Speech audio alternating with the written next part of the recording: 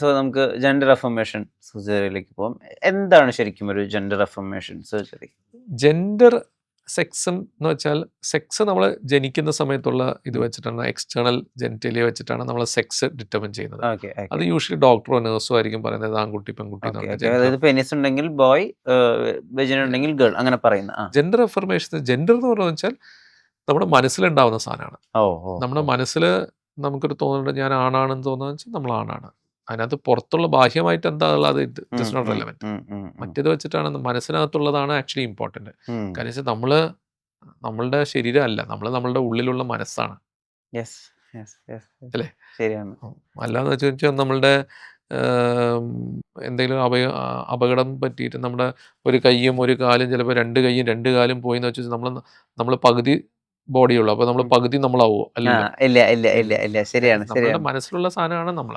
Okay, അപ്പൊ അതാണ് more important. അപ്പോൾ അതുകൊണ്ടാണ് നമ്മൾ ഈ ജെൻഡർ എഫർമേഷൻ എന്ന് പറയുന്നത്. ജെൻഡറിനെ നമ്മൾ കറക്റ്റ് ആക്കുന്നു, അതിനെ നമ്മൾ കറക്റ്റ് ആക്കുന്നതല്ല, ജെൻഡറിനെ നമ്മൾ ഊട്ടി ഉറപ്പിക്കുന്നു. അതാണ് അതിന്റെ എഫർമേഷൻ എന്ന് ഉദ്ദേശിക്കുന്നത്.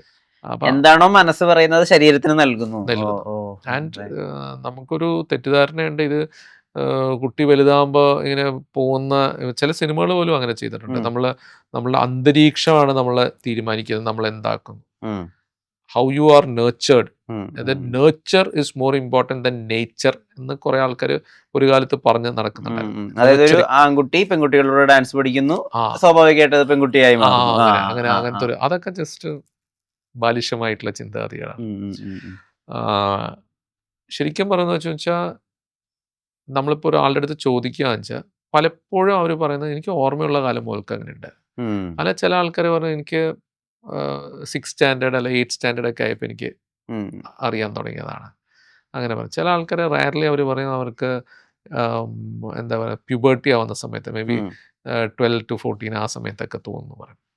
പക്ഷേ സ്റ്റഡീസ് ഇപ്പോൾ കണ്ടുപിടിച്ചിരിക്കുന്നത് എന്താണെന്ന് വെച്ചാൽ പല ബ്രെയിനിൽ കുറേ changes are there even from your birth. അപ്പോൾ ഒരു സിസ്മാനും ഒരു ട്രാൻസ്മാൻ്റെയും ബ്രെയിനിൻ്റെ ഷേപ്സ് കാര്യങ്ങളൊക്കെ സെയിം ആയിരിക്കും.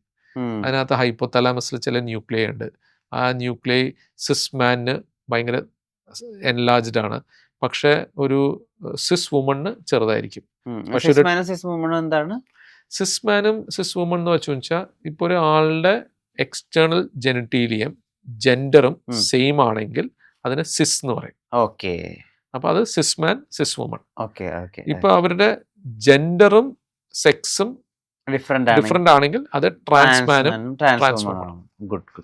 ഓക്കെ, അപ്പൊ ഇതിനകത്ത് കണ്ടുപിടിച്ചിരിക്കുന്നത് സിസ്മാന്റെയും ട്രാൻസ്മാന്റെയും ബ്രെയിനിന്റെ ഞാൻ പറഞ്ഞ ചില ന്യൂക്ലിയൈ വലുതായിരിക്കുന്നത് കാണുന്നത് രണ്ടും അങ്ങനെ കാണാൻ പറ്റും. Goes to show that it is there from birth. അപ്പൊ അതിന്റെ ഗവേഷണങ്ങൾ നടന്നുകൊണ്ടിരിക്കുകയാണ്. അങ്ങനെ എന്തുകൊണ്ടാണ് വരുന്നത്, അങ്ങനെ അതിന്റെ കാര്യങ്ങളാണ്. ഇപ്പൊ ഒരു ട്രാൻസ് വുമൺ ആയിട്ട് ഒരാൾക്ക് മാറണം എന്ന് വിചാരിക്കുക. സോ അപ്പൊ ആക്ച്വലി ഈ പെനിസ് എടുത്ത് കളയുക, എന്നിട്ട് അവിടെ ഒരു വെജീന സർജിക്കലി ഉണ്ടാക്കുകയാണോ ചെയ്യുന്നത്? പെനിസ് എടുത്ത് കളയുന്നില്ല, പെനിസിന്റെ ഭാഗം എടുത്ത് കളയുന്നത് മാത്രമേ ഉള്ളൂ. പെനിസിൽ പല ഭാഗങ്ങളുണ്ട്. അതിനകത്ത് ഗ്ലാൻസ് പെനിസ് ഉണ്ട്, കോർപ്പോറ ഉണ്ട്, സ്പോഞ്ചിയോസോ ഉണ്ട്, യുറേത്ര ഉണ്ട്, അങ്ങനെ കുറെ സാധനങ്ങളുണ്ട്. അപ്പൊ അതിനകത്ത് ഗ്ലാൻസ് പെനിസിനെ നമ്മൾ ഭാഗികമായിട്ട് റീറ്റെയിൻ ചെയ്യും, എന്ന് വെച്ചാൽ അവർക്ക് സെക്ഷൽ ഇതൊക്കെ കിട്ടാൻ വേണ്ടിയിട്ട്. മറ്റേതെല്ലാം നമ്മൾ എടുത്ത് മാറ്റിക്കളയും. യുറേത്രയുടെ നീളം കുറയ്ക്കും, ഡയറക്ഷൻ മാറ്റും, മൂത്രമൊഴിക്കുന്നതിന്റെ ഡയറക്ഷൻ മാറ്റിയിട്ട് ഇതാക്കുന്ന ഒരു കാര്യമാണ്. അതായത് ഒരു ആണായിട്ടിരിക്കുമ്പോ മൂത്രമൊഴിക്കുന്ന രീതിയിലല്ല, ആഫ്റ്റർ അഫർമേഷൻ സർജറി മാറും. അതെ, നമുക്ക് എക്സാക്ട്ലി ലൈക്ക് വിമൻ ആക്കി മാറ്റണം. ഇപ്പൊ സ്ത്രീകള് എപ്പോഴും ഇരുന്നിട്ടായിരിക്കും.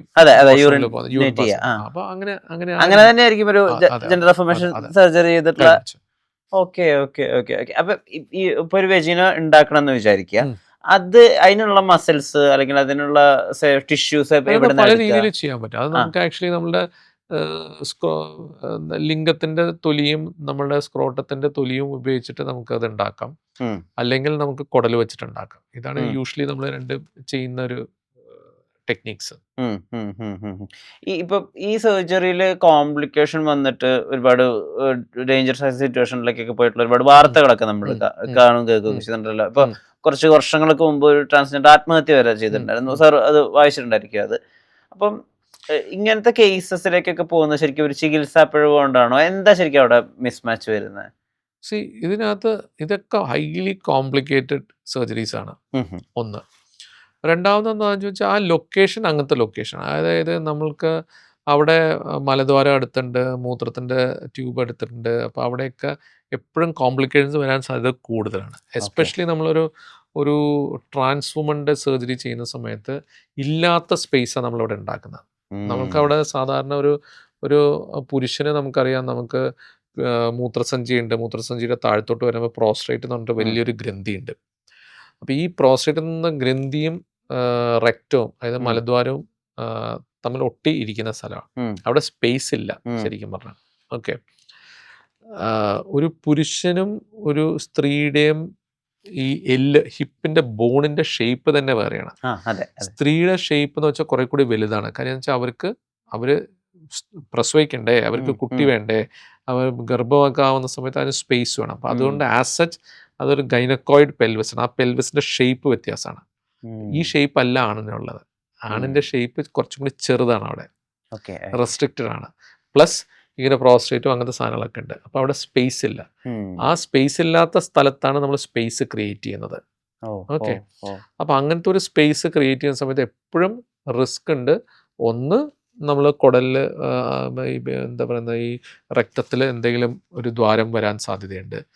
അല്ലെങ്കിൽ നമുക്ക് ഇതൊക്കെ ചെയ്ത് കഴിഞ്ഞിട്ട് പിന്നെ അത് ചുരുങ്ങി പോകാൻ സാധ്യത. ബിക്കോസ് എപ്പോഴും നേച്ചർ എന്താ നോക്കുന്നത്, അതിന് വീണ്ടും അടപ്പിക്കാനാണ് നോക്കുന്നത്.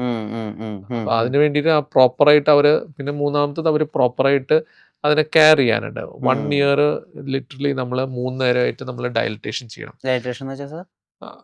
വെജേരിയുടെ സൈസ് കൂട്ടാൻ വേണ്ടിയിട്ട് അതിനകത്തൊരു ഇത് വെച്ചിട്ട് നമ്മൾ ഡയലേറ്റേഴ്സ് ഉണ്ട്, അത് വെച്ചിട്ട് നമ്മൾ പാസ് ചെയ്ത് ഇത് ചെയ്യണം. At least 15 minutes per day, 3 times a day നമ്മളത് ചെയ്യണം. അപ്പം അങ്ങനെ ഇത് എളുപ്പമുള്ള കാര്യമല്ല, അത് ഭയങ്കര ഡിഫിക്കൽട്ട് കാര്യമാണ്. But they go to so much. ഇതിനു മുമ്പൊക്കെ ഇപ്പൊക്കെ സർജറിയും കാര്യങ്ങളൊക്കെ ഉള്ളത്, അത് സർജറിയൊക്കെ ലീഗലൈസ് ചെയ്തത് 2014 ആണ്. 2014 മുമ്പ് പലപ്പോഴും പല സ്ഥലങ്ങളും ക്വാക്സിൻ്റെ അടുത്ത് പോയിട്ട് അവർ തിളക്കണ എണ്ണ ഒഴിക്കും, അല്ലെങ്കിൽ ജസ്റ്റ് അത് കട്ട് ചെയ്ത് കളയും. എത്രയോ ആൾക്കാർ മൂത്രമൊഴിക്കാൻ പറ്റാണ്ട് ഡെയിലി മുട്ടുസൂചി വെച്ച് കുത്തിയിട്ടാണ് ആ മൂത്രം പുറത്തോട്ട് കൊണ്ടുവരുന്നത്. അത്രയും ഭയങ്കര ഇതാണ്. എന്ന് വെച്ചാൽ ബട്ട് എന്നാലും അത് അവർ റിപ്പീറ്റഡ്ലി ചെയ്യുമായിരുന്നു. ഇപ്പം കമ്മ്യൂണിറ്റിയിലുണ്ട്, ട്രാൻസ് കമ്മ്യൂണിറ്റിയിലെ ആൾക്കാർ നിൽക്കാൻ ഒരാൾ ചെയ്യുന്നു, പിന്നെ അടുത്ത ആൾ ചെയ്യുന്നു, പ്രോബ്ലം ഉണ്ടെന്ന് വെച്ചാൽ അടുത്ത ആൾ പിന്നെയും ചെയ്യുന്നു.